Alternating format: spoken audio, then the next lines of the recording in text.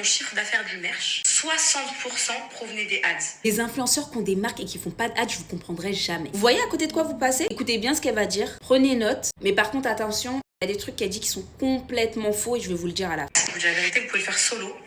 Mais moi, j'ai pris des professionnels, ça s'appelle des média buyers. Donc, je les ai payés 2 000 € sans l'investissement des ads. J'ai investi 1 500 € sur TikTok, 1 500 € sur Snap, 1 500 € sur Insta. Ok, donc de pub et tout entre les trucs et tout. Mes poupettes, j'ai récupéré plus de 150 000 € que grâce aux ads.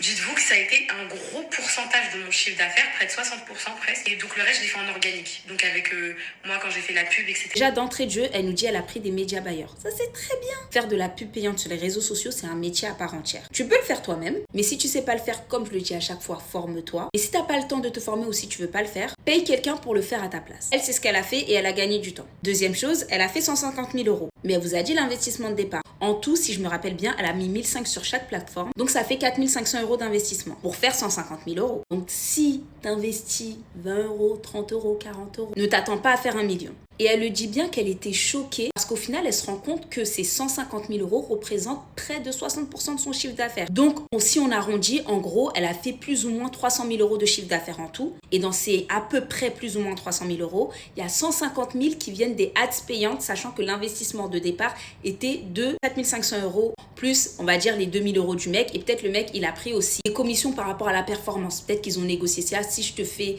atteindre tant de chiffre d'affaires, souvent c'est comme ça que ça marche avec les médias buyers. Mais imaginez maintenant qu'elle n'avait pas fait d'ads. C'est bien, elle allait faire 100 et quelques mille € en organique, comme elle le dit, grâce à sa communauté, grâce aux stories qu'elle fait. Mais elle allait s'asseoir sur 150 000 €.